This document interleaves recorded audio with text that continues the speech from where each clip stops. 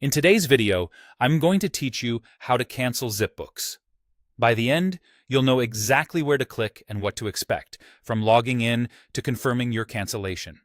Start by opening your web browser and searching for Zipbooks. When the results appear, choose the official website.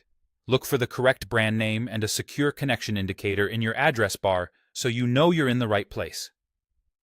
On the home page, find and select the Login or Sign Up option. If you already have an account, go ahead and sign in. You can enter your email and password or use single sign-on through Google, Facebook, or LinkedIn if that's how your account was set up. Make sure you're signing into the account that has the subscription you want to cancel. Once you're logged in, you'll land on your main dashboard. This is the central hub where you normally see your finances and shortcuts.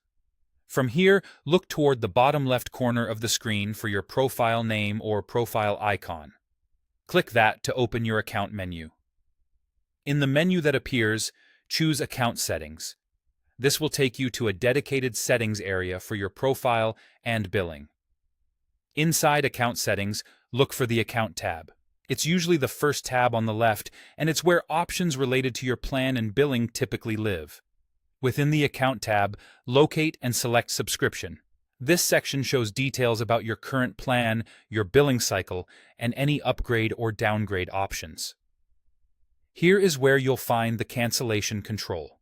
Select the option labeled Cancel Accounting Plan. This targets your paid accounting plan specifically, and it's the correct choice when you want to stop further charges and remove the associated paid features.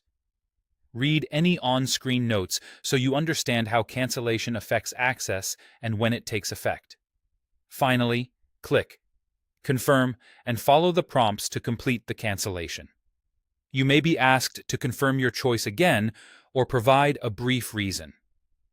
Watch for any notice about whether your plan ends immediately or at the close of your current billing period, and keep an eye out for a confirmation message on screen.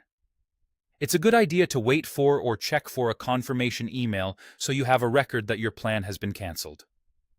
That's it. You opened Zipbooks, signed in, navigated to Account Settings, went to the Account tab, opened Subscription, chose Cancel Accounting Plan, and confirmed. If your interface looks slightly different, follow the same wording and location cues.